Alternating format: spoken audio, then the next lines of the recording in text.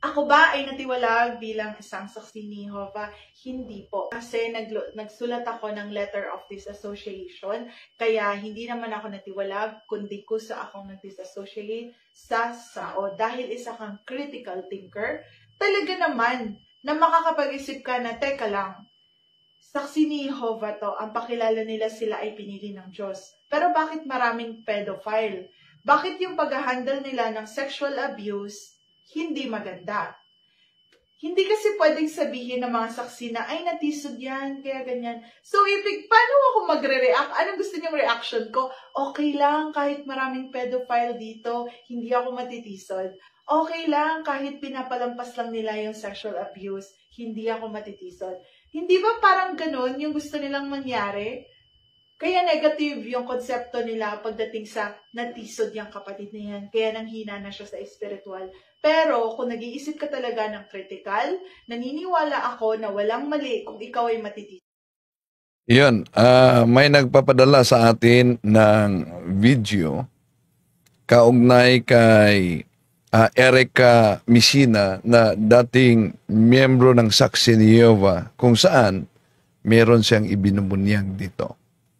At magsagawa tayo ng reaction video bago tayo papasok sa punto por punto kaugnay sa pagtawag niya na kulto ang naturang sikta. Samahan ninyo ako. Kumusta muli? Ito inyong lingkod, Brad Wendell Talibong, makasama ninyo sa pagkakataong ito. At di tayo sa pagkakataong ito, bago tayo papasok sa punto por punto, pakinggan natin ang testimony ni Erica Messina, dating miyembro ng Saksi ni Jehovah na tatag ni Charles Taze Russell. Bakit iniwan niya?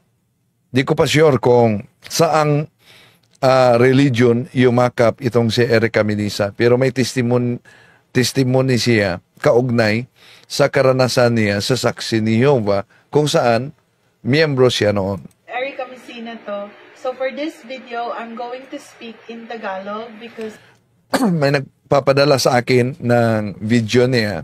Kaya i-play muna natin ito at pakinggan ang kanyang testimony. I noticed that a lot of people commented in my previous video about why I left Jehovah's Witnesses, and they requested that I make a video of the same thing. So nilinaw niya sa isang video na hindi siya tiwalag. Siya ang nagsulat sa kanilang elder na siya ang humihiwalay na sa Jehovah's Witness. In Tagalog. So here it is. I will not be reading my letter here because it really was submitted in English and it will stay that way. So I couldn't really translate it in Tagalog anymore, but feel free to visit my other video if you want to see my letter. May channel siya, no? Kanina ko lang nakita, subscribe din ako sa channel ni Erica Messina. Yung day ng baptism ko ay April 19, 2014, and yung pinaka-dahilan... Ito ang baptism niya noong kaanib siya sa Saksi ni Jehovah. Kung maalala ninyo, si Bro Paul Alima, siya ay ministro ng Saksi ni Jehovah. Di talaga basta-basta umano, lalo na ang paniniwala nila sa mga miyembro ng Katoliko na sa impyerno na at sila talaga ay para sa langit na. At grabe ang mga sinusunod ng Jehovah's Witnesses. At kaya tinatawag sila ng iba na kulto. At ito din ang binutyag ni Erica. Kung bakit talaga ako nagpabautismo sa mga saksi ni Jehovah ay dahil sa mama ko. Sa pamilya namin, si mama lang yung saksi ni Jehovah. Ako at yung papa ko ay hindi talaga. At si mama, isa siyang OFW noon.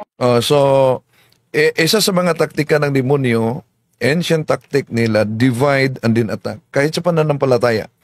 Pero, karamihan, may mga paniniwala na okay naman. Kahit anong paniniwala mo, pananampalataya mo. May Iglesia ni Cristo, Saksi ni Jehovah, Muslim. Basta naniwala ka sa Diyos. Okay lang yan. Kahit sa ibang mga theologian, may paniniwala dyan. Pero tandaan natin, isa sa mga common dogmas outside the Catholic, one of the common dogmas outside the Catholic Church is the dogma of indifferentism. Indifferentism, yun ang pag-iisip na different religions, all religions are equally true. Pero hindi yan totoo. Dahil sa logic pa, different religions contradict one another and contradictions can never be equally true.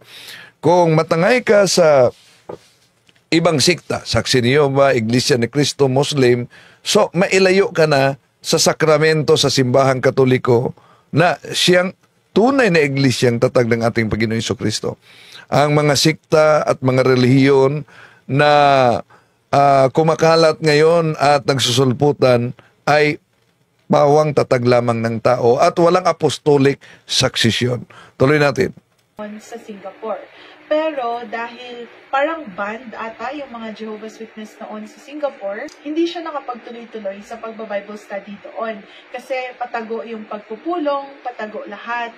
Kaya naman, nung na-assign siya sa Hong Kong naman, doon nakapagtuloy-tuloy yung pagba-Bible study niya sa mga saksi. Maraming saksi doon. Sobrang daming mga Pilipina na... So, dedicated talaga ang mama niya sa Saksi ni Jehovah. Pero may bahagi dito na sinumpa siya ng mama niya. Sumpa yon, no? Magkasakit ka sana. Ituloy natin. Nung humihiwalay na siya sa Saksi ni Jehovah. OFW din, nasaksi ni Jehovah doon. So, nung nandun na siya at nabautismuhan siya, hindi ko na matandaan kung anong taon siya nabautismuhan, pero nung pagkatapos niya mabautismuhan, mas naging strong siya sa pag-push sa akin sa regular na pagba-Bible study. Ako talaga, nung una, hindi talaga ako ganun ka-interesado. Saka napapansin ko din kasi na yung mga Bible teachers na nagpupunta sa akin, hindi rin sila ganun ka-persistent or hindi sila ganun kasigasig. Hindi sila talaga pabalik-balik, hindi sila consistent sa pagbisita. So ako, wala rin naman akong pakialam. Pero, mayroon ako naging Bible teacher na talagang masigasig. And siya talaga yung tumayong pangalawang nanay ko. Naging sobrang close talaga kaming dalawa nung time na yon. And after a while, dun ko na pag-desisyon na sige, kailangan ko na magpabautismo. Kasi matagal na rin, natapos na namin yung... Ito ang isa sa mga taktika ng ibang sikta na makapag-establish ng relasyon. At kung ma-establish na ang relasyon, no, so mahirap kang tanggalin sa siktang inaniban mo dahil naka-establish ka na ng relasyon sa mga kasama mo. Maliban lang kung susuriin mong mabuti, yung bang inaniban mo, talaga bang tunay na iglesia, tunay na sikta na may apostolic succession at tatag talaga ng ating Panginoon Jesucristo? Okay, tuloy natin. Ano ang tinuturo na aklat? Natapos na namin yon. Isa akong introvert. So, hindi ako ganun ka maraming kaibigan. Nahirapan ako actually makipagkaibigan sa school bilang high school student. Naalala ko pa noon, may time na ako ay kumakain ng pagkain sa loob ng CR sa school kasi... Well, yung mga ganito na nag-iisa at hindi walang kaibigan o ilan lang, delikado pala yan, no? At isa yan sa mga side effect sa open and psychic ability.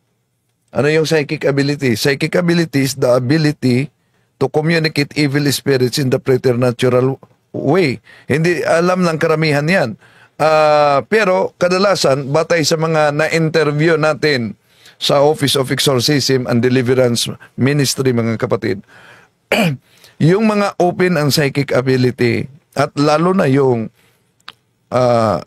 para sa mga di nakaunawa ng psychic ability, yung third eye, third level yan. Yung level, nagsimula sa parang may shadow kang makita. May tumatawag sa iyo, may bumubulong sa iyo. First level yan. Second level, na may makita ka na talaga, no? Mga engkanto, o ano yung mga elemental na yan.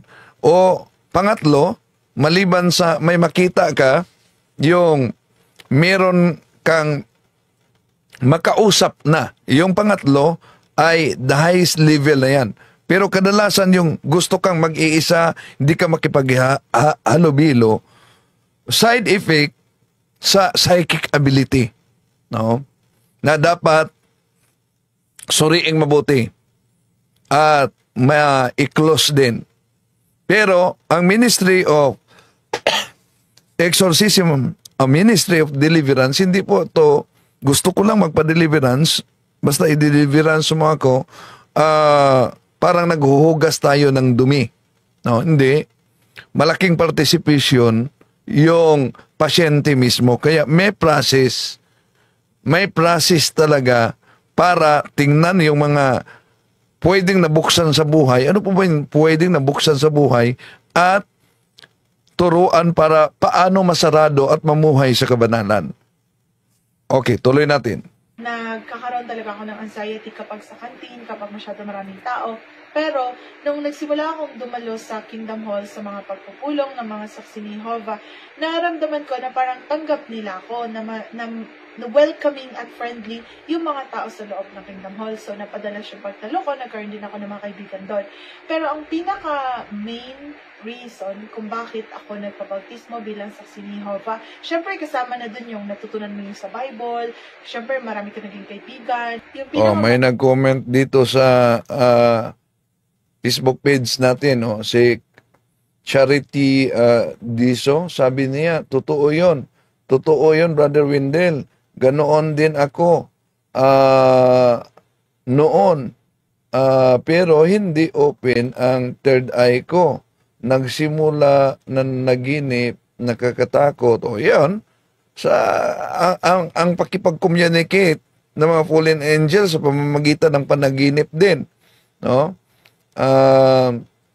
Nagsimula sa panaginip, ang katabi ko pa sa house, nakita ko sa panaginip, at ang mga ugali parang ganoon, hindi masayahin.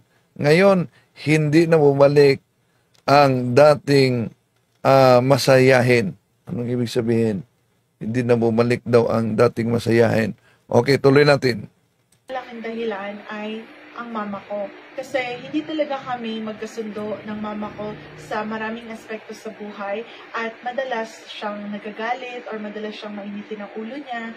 And na-realize ko na baka... Di kaya siya pagalitan sa mama at lalo pang magkalayo ang kanilang relasyon nang isipubliko niya itong mama niya na isang miyembro ng Saksi ni Jehovah, mangangaral ng Saksi ni Jehovah, pagkatapos magagalitin at hindi sila magkasundo. Totoo talaga mga kapatid, no? Yung sinabi ni Father Sikia na numero 1 target ng demonyo ay ang pamilya. Nang natalo ang demonyo sa kamatayan ng ating Panginoon Jesucristo sa cross, ang target nila ang pamilya. Kaya ito ang katotohanan na mangyari sa kadalasan na ma-interview natin.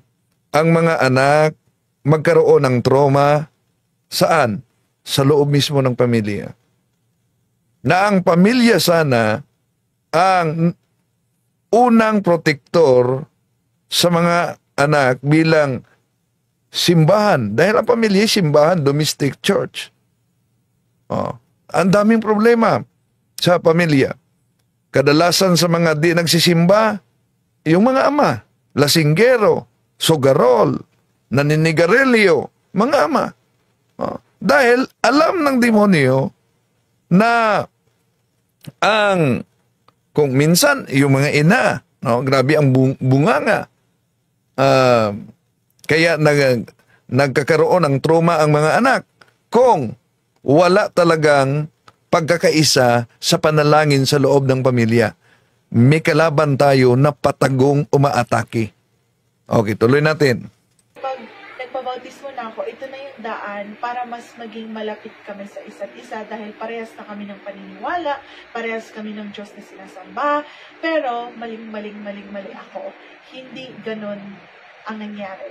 Sa totoo lang, kahit parehas na kaming saksi ni Jehovah, madalas pa rin siyang magsalita ng mga masasakit na salita sa akin.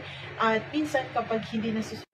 yung mga masasakit na salita, lalo na sa mga magulang sa kanilang mga anak, alam nyo, Kursis yan, sumpa yan. No? Ang kalaban natin na nasa paligid, unang Pedro 5:8, nakikinig yan. Kaya sa mga magulang na alam ang spiritual warfare, dapat talaga i-break ninyo ang curses and spells dahil sa galit ninyo na ipihayag ninyo sa mga anak niyo. In the name of Jesus, I break all curses sent against you and all spells around you. Sunod yung gusto niya or nagagalit siya dahil sa mga bagay na hindi, like halimbawa, mababa yung grades ko or hindi ko naabot yung expectations niya. Ang mangyayari ay hindi niya ako papadala ng pagkain, magugutuman ako, tapos kailangan ko humanap ng paraan kung paano makasurvive kasi hino-hold out niya yung allowance ko. And ngayon ko lang natutunan ngayon kasi meron na akong therapy, so may doctor ako na nakakausap. Ngayon ko lang nalaman na yun talaga ay abuse at hindi pala talaga yun tama. And Abuse talaga yan, no? Magsimula, totoo, sa pamilya.